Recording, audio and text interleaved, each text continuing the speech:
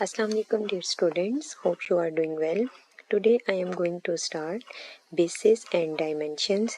Linear algebra में आपने start किया हुआ है वेक्टर स्पेसेस और वेक्टर स्पेसेस में जो आज का हमारा टॉपिक है वो आपके पास क्या है, basis and dimension.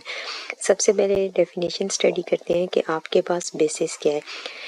A set of vectors S is equal to v1, v2, v3 up to so on vn in a vector space V is called a basis for V. आपके पास क्या है, a set of vectors v1, v2, v3 up to so on vn in a vector space V is called a basis for V if the following condition are true. First one condition आपके पास क्या है, S spans V, S is linearly independent. अब सबसे पहले आपके पास जो पहली कंडीशन है वो आपके पास क्या है कि S जो वेक्टर है वो आपके पास क्या होना चाहिए, स्पैन्स ऑन V। और सेकंड जो आपके पास कंडीशन है वो आपके पास क्या है, S इज लीनियरली इंडिपेंडेंट।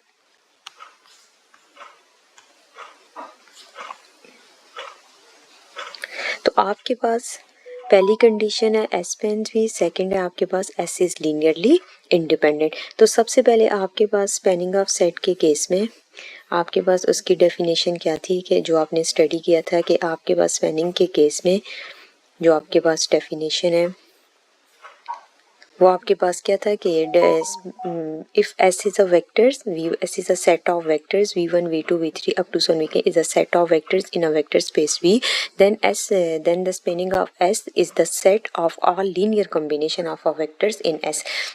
तो आपके पास span of S is equal to c1 v1 plus c2 v2 plus c3 v3 plus up to सन plus c k c1 c2 आपके पास के are real numbers. The span of S is denoted by span of S or span of vectors. तो आपके पास अब यहाँ पर डायमेंशन एंड बेसिस के केस में जो प्रॉपर आपके पास डेफिनेशन है आपके पास बेसिस की, वो आपके पास क्या है, बेसिस के केस में आपके पास क्या है, अ set of vectors v1 v2 v3 up to so on vn in a vector space v is called a basis for v if the following condition are true। First one आपके पास क्या condition है, s spans v like आपके पास जो given set of vectors है इसको आप राइट करेंगे एज अ लीनियर कॉम्बिनेशन। और जो आपके पास सेकंड कंडीशन है वो आपके पास क्या है कि s इज लीनियरली इंडिपेंडेंट। सबसे पहले जो गिवन एग्जांपल है आपके पास क्या है, the following set is a basis for R cube. आपके पास 3 डायमेंशनल स्पेस है, S is equal to 1 0 0, v1 vector S, v2 vector आपके पास 0 1 0 और v3 वेक्टर आपके पास 0 0 1। सबसे पहले लेट करते हैं, सपोज करते हैं u is equal to u1 u2 u3 be any vectors in R cube, then u is equal to c1 v1 plus c2 v2 plus c3 v3। अब आपके पास v1 vector v2 vector v3 vectors given है। c1 c2 c3 आपके पास तीनों scalars हैं, इसकी values आपने calculate करनी है। सबसे पहले आपके पास यहाँ पर देखिए c1 आपके पास v1 वेक्टर के साथ मल्टीप्लाई हो रहा है, c2 आपके पास v2 वेक्टर के साथ मल्टीप्लाई हो रहा है, c3 आपके पास v3 वेक्टर के साथ मल्टीप्लाई हो रहा है। अगर आप इसको प्रोडक्ट की फॉर्म में लिखते हैं लाइक c1 यहाँ पर आ जाता है c1 plus c2 into zero plus zero into c3, फिर आपके पास आ जाता है कामा, फिर आपके पास again zero into c1 plus c2 plus zero into c3। Next में आपके पास आ जाता है zero into c1 plus zero into c2 plus c3। अब यहाँ पर आपके पास जब आप करस्पॉन्डिंग एलिमेंट्स को कंपेयर करेंगे तो सबसे पहले आपके पास आ जाएगा c1 equal to u1, c2 equal to u2, c3 equal to u3 since we find scalars. अब यहाँ पर आपने स्केलर्स की वैल्यू फाइंड कर ली है, आपके पास क्या आ गया, c1 equal to u1, c2 equal to u2, c3 equal to u3। तो आपके पास लीनियर कम्बिनेशन के केस में आपके पास क्या है, जो वेक्टर u है वो आपके पास क्या है, as a linear combination of v1 v2 and v3। जो आपके पास c1 u is equal to आपके पास क्या है u1 u2 u3। तो आपके पास जो स्केलर्स हैं उसकी वैल्यू भी क्या आई है, c1 equal to u1, c2 equal to u2, c3 equal to u3। तो अब आपके पास फर्स्ट जो कंडीशन है hence S spans R cube, ये आपके पास सेटिस्फाइड हो गया। सेकंड आपने कंडीशन चेक करनी है for linearly independent or dependent.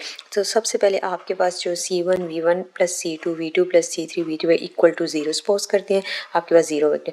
अब c1 c2 c3 equal to zero, यहाँ पर c1 c2 c3 तीनों की वैल्यू ज़ीरो आ रही है। अगर आपके पास there is only trivial solution, क्योंकि यहाँ पर आपके पास इक्वल टू आर इक्वल के बाद क्या है कि ज़ीरो वेक्टर्स आ रहा है। तो यहाँ पर आपके पास क्या आ गया कि जो सोल्यूशन आ रहा है वो आपके पास जो गिवन सेट ऑफ वेक्टर्स है इसमें आपके पास जो सोल्यूशंस आ रहे हैं ये आपके पास क्या आ रहे हैं, ट्रिवियल सोल्यूशन आ रहे हैं। तो ऐसा आपके पास क्या है, लीनियरली इंडिपेंडेंट। तो hence S is basis for R cube. इस केस में जो गिवन एग्जांपल है उसमें आपके पास जो एस है वो आपके पास क्या है, बेसिस है फॉर आर क्यूब। सेकेंड आपके पास एग्जाम्पल है, आपके पास क्या है कि सेट ऑफ वेक्टर्स में आपके पास मैट्रिसेस गिवन है 2x2।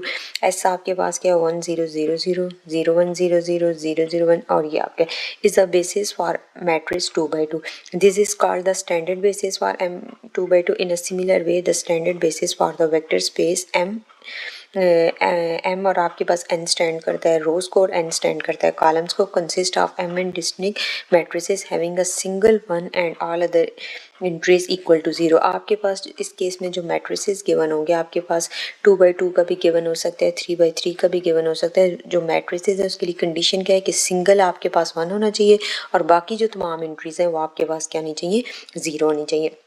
आपके पास एक जो सिंगल है वो आपके पास क्या होना चाहिए, 1 होना चाहिए। मैट्रिसेस में कोई भी एंट्री आपके पास 1 होनी चाहिए, बाकी तमाम एंट्रीज आपके पास क्या होनी चाहिए, 0 होनी चाहिए।